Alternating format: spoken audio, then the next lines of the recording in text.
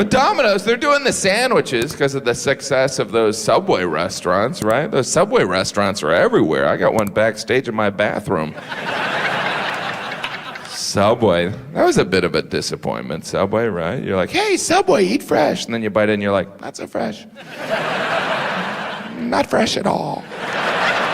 Even if you haven't been to Subway, you probably walked by and breathed in that bread exhaust they pump out. Ah, the smell of bread that was just baked in a dirty dishwasher. I don't know if it's making me hungry or concerned for the ozone. But I go to Subway, and not just because it's fun watching a clinically depressed person throw together your sandwich. They make it right in front of us. You'd think they'd do it with a little bit of flair. You want mayonnaise? Sure. I feel like I'm at Benihana. Can I get my picture with you? It's kind of awkward while they make your sandwich. You just stand there wishing the sneeze guard was facing the other way. As you watch them do everything in those plastic CSI gloves before they make your sandwich. Let me just tie up this garbage bag. Scoop up these heroin needles. Now, what kind of triangle of cheese would you like on your sub? That cheese, there are mice that would turn down that cheese. Yeah, we silently mind will them to try and give us another piece. Like,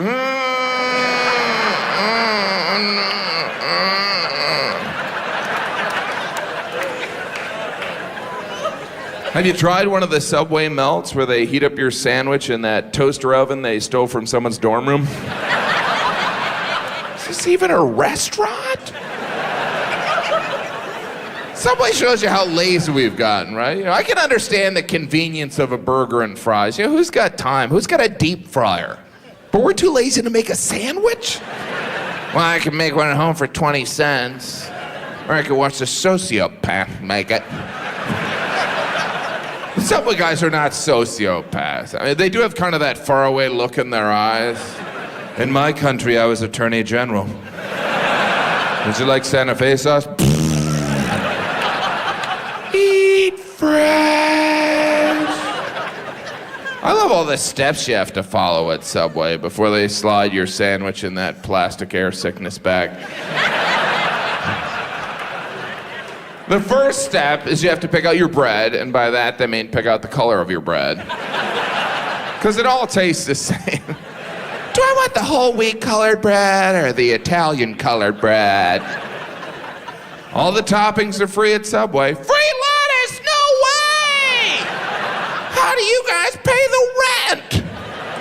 What's next? Free napkins?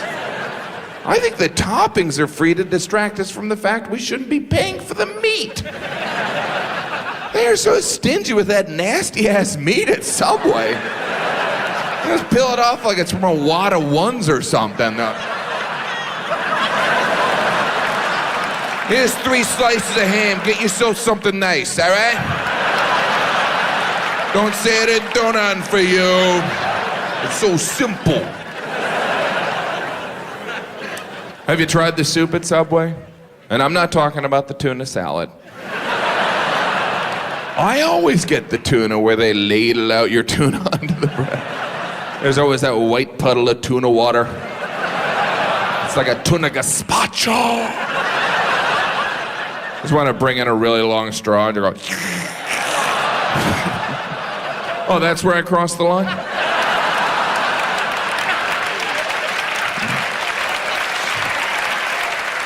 That was funny till I did that tuna water joke. My fiance is allergic to tuna water. I don't appreciate the inconsideration. As if anyone in the Washington, D.C. metropolitan area would sound like this voice he's doing right now. I think the accent actually changed in the middle of the joke. Someone told me they saw a drive-through Subway. I don't even know how that would work. All right, pick out your bread, drive up 6 inches. Lettuce, tomatoes. Oh, you want it toasted? Honey, you gotta drive all the way around. Have you go to Subway as often as I do, you'll notice there's a front room and then there's a back room. Sometimes the Subway guy go in the back room like, oh, what's going on back there? I know the kitchen's not back there because the kitchen is the toaster oven. You think Jared's back there? I'm the great and powerful Jared. Bring me the broomstick of Little Caesar. Jared. I say Jared, and we all know who I'm talking about, right?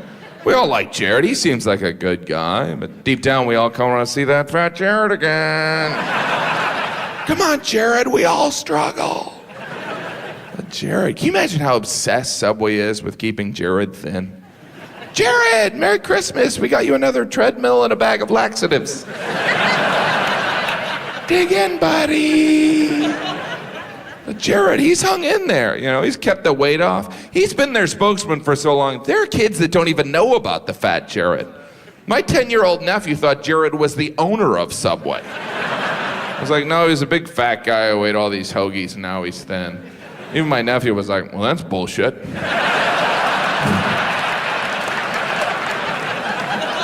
Because, of course, Jared didn't lose the weight just eating Subway sandwiches. He switched from eating burgers and fries every day to eating Subway sandwiches every day. So as a result, we view going to Subway as a healthy activity. It's like, well, I can go jogging or I can go to Subway and have a meatball sub. What level of delusion are we in? Where we view a meatball sub as a healthy alternative to a hamburger. It's like, how do you make a meatball sub? You roll 5 hamburgers into balls, cover them in cheese, and put them on a bun that holds 5 hamburgers. Eat fresh. But we smell because we're animals, right? We're just self-cleaning animals. We're like cats. We're like, I know we're supposed to be like apes, but they're picking bugs off each other and eating it. We're like cats. We self-clean, we're grumpy, we're finicky eaters. I don't want to eat that. I don't feel like eating that right now.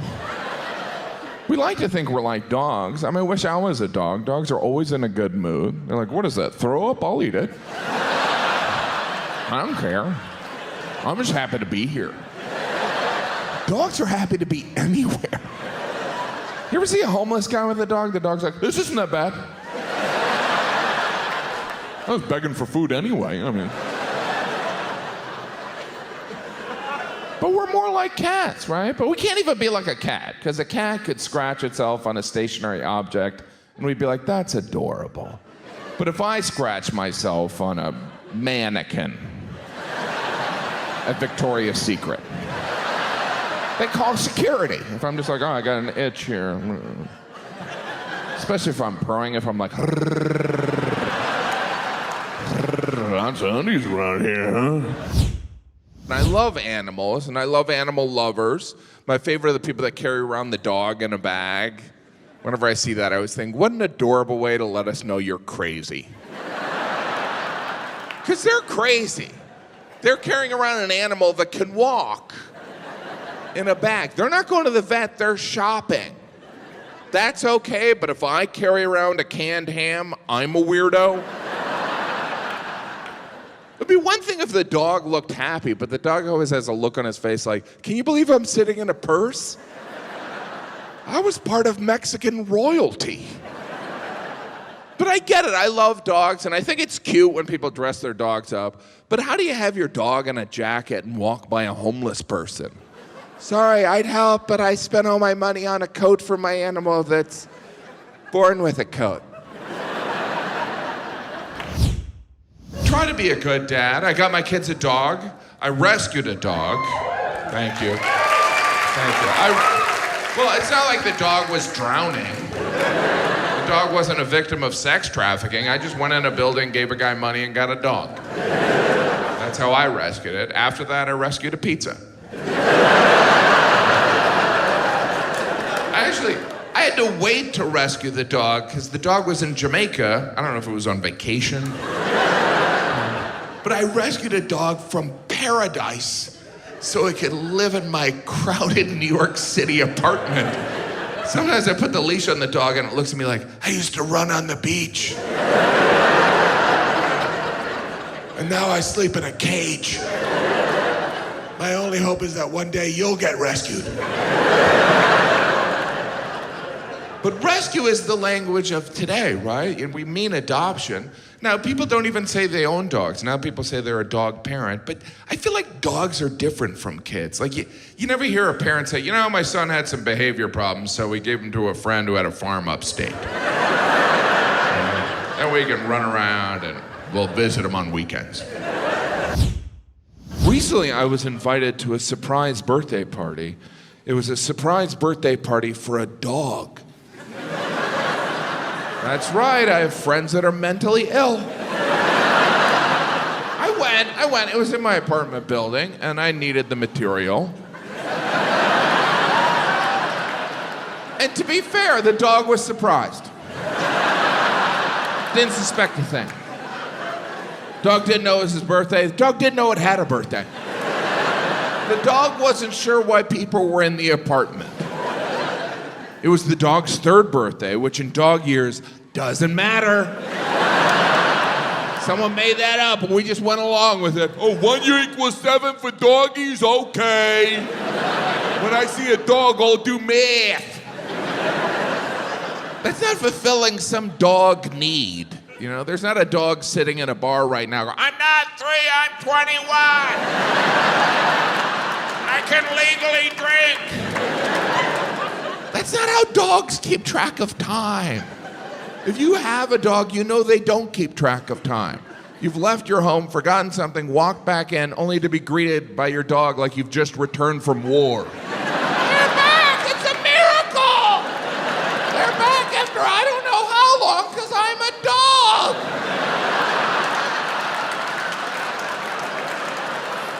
These poor dogs! We just attach these points of view on these poor dogs. Like dog is man's best friend. How desperate are humans? We're best friends, right? Dog's like, well, aren't we different species? But we're best friends forever. You know, you locked me in the house all day with nothing but a bowl of water. You'd think you let your best friend sit on the couch. We're best friends. Now put on this fireman's outfit. We're gonna do a photo shoot for Instagram. You know, sometimes when you sleep, I think about eating your face. But I get it. I love dogs too. I love animals. We all have the friend that announces they love animals in a way that implies the rest of us are drowning kittens. Yeah, but I love animals. Well, that's a pretty exclusive group of just you and anyone who's not a serial killer. Yeah, but I just get along with animals better. Or humans don't like you. Hammock's just the outdoor bed. Yeah. I find it hard to get out of a regular bed. It's always sad in the morning. You're like, I'm gonna miss you. You were wonderful last night. I didn't want it to end. We never want it to end, right? That's why there's the snooze bar. Nothing like starting the day off with a little procrastination.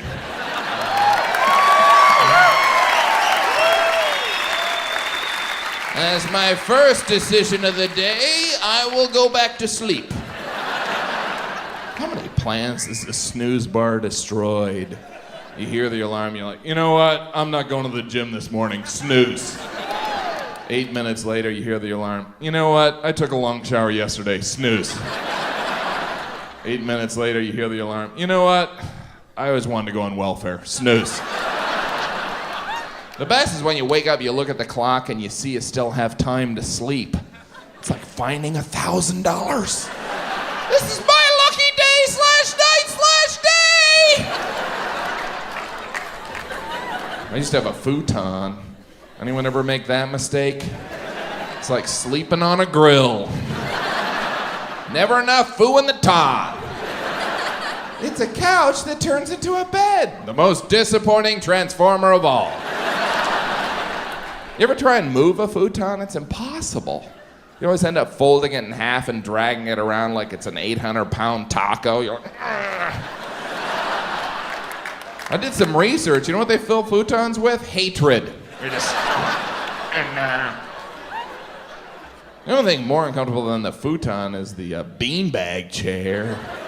Has anyone ever sat in a beanbag chair and thought, oh, this was a good decision? And I was like, how do I get out of this? What do I, scissor kick or something?